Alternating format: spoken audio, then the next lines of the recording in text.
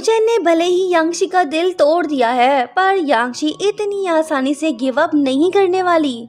Next morning वो मूचेन के पास जाके उससे पूछने लगती है कि तुमने उस लड़की को क्यों इनवाइट किया। मूचेन जवाब देता है कि वो अच्छी लड़की है, मैं उसे पसंद करता हूँ, उसका फ्यूचर भी ब्राइट है। यांगशी बोलती है कि तुम झूठ बोल रहे हो, कुछ दिनों से तुम्हारा बिहेवियर काफी अजीब सा हो गया है, साफ दिख रहा है कि तुम एक्ट कर रहे हो। सुन लड़के, अगर तुम ये भी कहो कि तुम उस लड़की से शादी करना चाहते हो, तब भी मैं अब्रॉड नहीं जाऊंगी। मैं तुम्हारी किसी बात पे बिलीव नहीं करने वाली, तुम नाटक कर रहे हो। मूचेन बोलता है कि ये तुम क्या बोल रही हो, तुम्हें अब्रॉड जाना चाहिए। वो कहती है कि मैं बिल्कुल सही बोल रही हूँ, तुम मेरे साथ ऐसा क्यों कर रहे हो। मूचेन फिर से इससे झूठ बोलने लगता है। यांगशी इसके किसी भी बात पे बिलीव करने को तैयार ही नहीं। जब यांगशी इसका हाथ पकड़ती है तो मूचेन इसे खुद से दूर कर देता है और कहने लगता है कि मेरे सारे पैसे डैड की ट्रीटमेंट में खर्च हो गए, अब मेरे पास कोई सेविंग्स नहीं है, पैसों के बगैर रिलेशनशिप आगे नहीं बढ़ सकता। वो बोलती है कि ये वो बात नहीं जो तुम सोच रहे हो, मैं तुम्हारी किसी बात पे यकीन नहीं करूंगी, बताओ सच क्या है। मूचेन अब इसे वो कहने वाला है जिसे सुनते ही यांगशी का दिल जरूर टूट जाएगा। मूचेन जानबूझ के ये सब कर रहा है ताकि यांगशी इसकी जिंदगी से दूर चली जाए। वो कहने लगता है कि मैं किसी बीमार पर्सन का बोझ नहीं उठा सकता, सो प्लीज तुम मेरी जिंदगी से दूर चली जाओ। ये बात बोल के वो चला जाता है। यांगशी दुखी होती है, इसका दिल फिर से टूट गया। जिससे ये प्यार करती थी वो इसे अपनाने को तैयार ही नहीं। मूचेन की तल्ख बातों ने इसे रुला दिया है। डैड अपनी बेटी को बहुत समझाते हैं, जिसके बाद यांगशी डिसाइड करती है कि वो अब्रॉड चली जाएगी। कुछ दिन बाद हम देखते हैं कि यांगशी अपना सारा सामान पैक कर रही है। आज इसकी फ्लाइट है, ये अब्रॉड चली जाएगी। मूचेन घर पे मौजूद है, ये बाहर नहीं आ रहा। लगता है कि ये यांगशी को गुड बाय भी नहीं बोलेगा। यांगशी मूचेन के घर का दरवाजा नॉक करती है, उसे पुकारती है, कहने लगती है कि मुझे पता है कि तुम अंदर हो, प्लीज आखिरी बार मुझसे आके मिलो। दरवाजा नहीं खोल सकते तो विंडो से ही गुड बाय बोल दो, ताकि हम आखिरी बार एक दूसरे को देख तो लें। मूचेन इसकी एक नहीं सुनता। अफसोस वो कोई जवाब नहीं देता। घर के अंदर हम देखते हैं कि मूचेन एक कोने में बैठ के रो रहा है। दुखी तो ये भी है, यांगशी भी रोने लगती है। दोनों चाइल्डहुड फ्रेंड्स हमेशा के लिए एक दूसरे से जुदा हो रहे हैं। ये सीन बड़ा ही इमोशनल है। यांगशी रोते हुए कहने लगती है कि मैं जा रही हूँ, प्लीज तुम बाहर आओ, मुझसे आखिरी बार मिल लो। मूचेन बाहर नहीं आता। यांगशी जख्मी दिल के साथ वहाँ से रोते हुए चली जाती है। नेक्स्ट मॉर्निंग फ्रेंड मूचेन से पूछने लगता है कि भाई तुमने यांगशी को क्यों जाने दिया, तुम तो उससे प्यार करते थे, तुम्हें कोई पछतावा नहीं है। वो इमोशनल होके बताने लगता है कि अगर मैं उसे चूज करता, उसके साथ रहता, तो जैसे मेरे डैड मुझे छोड़ के चले गए, वो भी एक दिन मुझे छोड़ के चली जाती। मैं एक और सदमा बर्दाश्त नहीं कर पाऊंगा। ये बात बोल के वो रोने लगता है। फ्रेंड इसे दिलासा देता है। दरअसल मूचेन को इस बात का डर है कि कहीं यांगशी को कुछ हो ना जाए। ये उस लड़की से बहुत प्यार करता है। इसे पता है कि यांगशी बीमार है, डैड की तरह कहीं वो भी उसे छोड़ के ना चली जाए। बस इसी रीजन की वजह से इसने यांगशी को खुद से दूर कर दिया। दूसरी तरफ हम देखते हैं कि यांगशी अब्रॉड पहुंच गई है।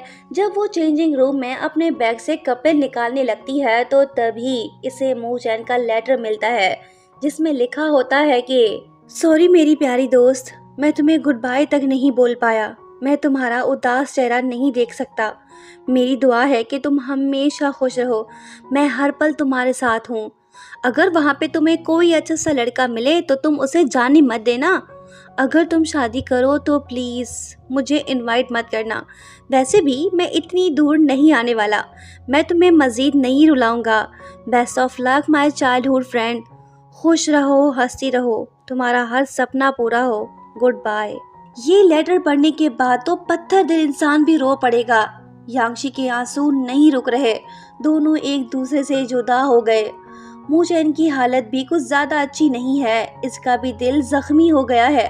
अब ये यहाँ पे नहीं रहने वाला। फिर होता ये है कि मूचैन अपना सारा सामान पैक करके घर से चला जाता है। टाइम गुजरता है और देखते ही देखते इनका यूथ का ज़माना ख़त्म हो जाता है। सब ग्रेजुएट होते हैं। मूचैन एक वेल नोन इंटीरियर डिज़ाइनर बन चुका है। इसकी जॉब अच्छी जा रही है। काफ़ी क्लाइंट्स हैं जो इससे काम कराना चाहते हैं। मूचैन यांगशी को नहीं भुला पाया। इसने आखिरी बार 2 साल पहले यांगशी से बात की थी। जिस पर्सन की ये सबसे ज़्यादा केयर करता था वो आज इसके साथ नहीं है। दरअसल 2 साल पहले यांगशी ने इसे वेडिंग इनविटेशन कार्ड भेजा था। इसका मतलब तो ये हुआ ना कि उसने अब्रॉड में किसी से शादी कर ली है।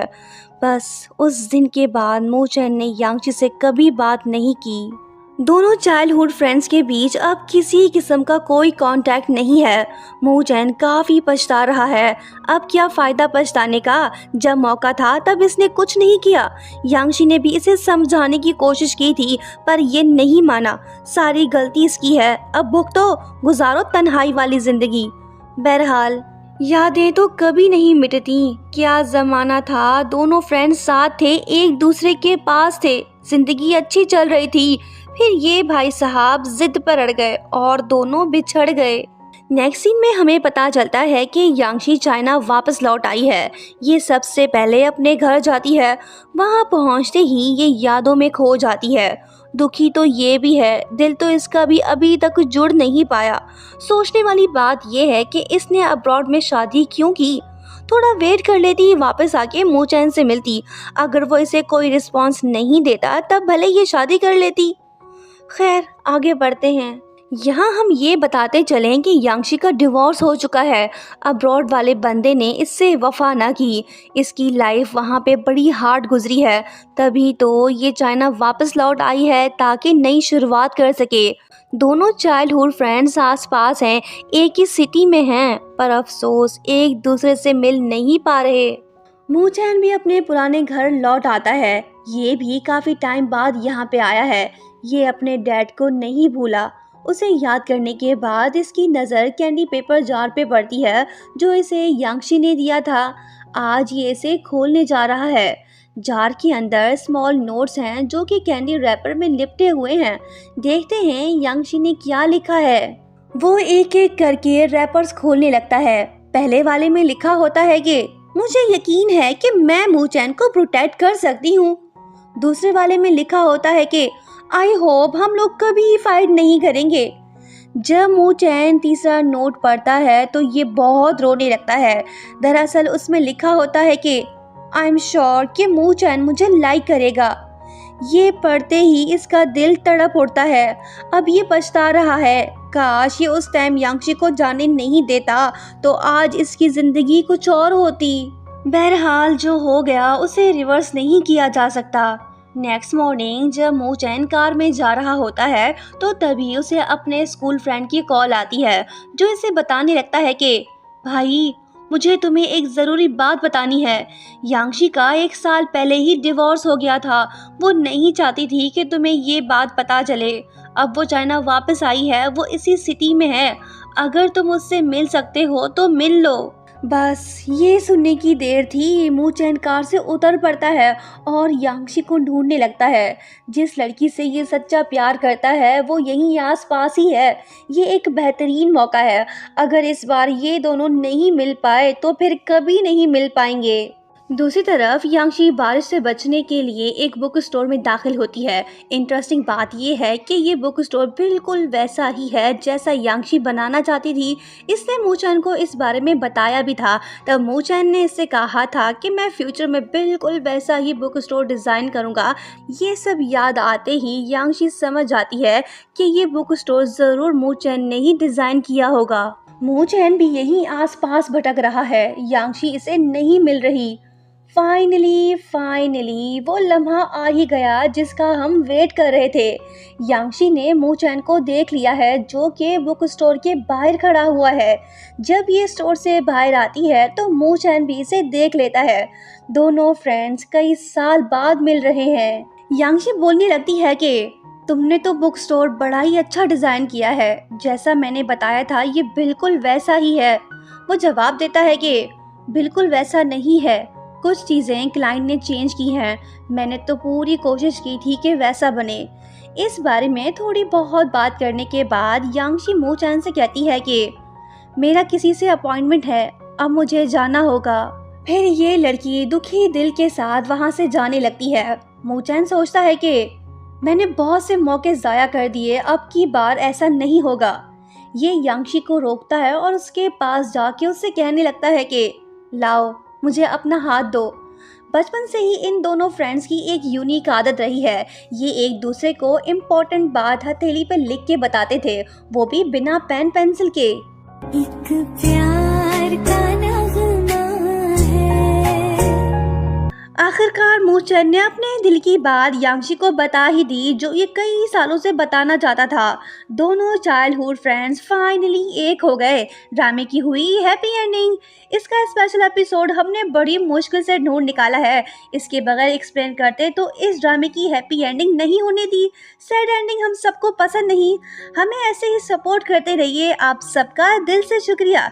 ये मास्टरपीस ड्रामा आप सबको कैसा लगा कमेंट करके ज़रूर बताइएगा। चैनल को सब्सक्राइब नहीं किया तो बेल आइकन दबा के सब्सक्राइब कर लेना। बहुत जल्द एक ऑसम लव स्टोरी लेकर आएंगे, उसे ज़रूर देखना। मिलते हैं बहुत जल्द। Bye bye.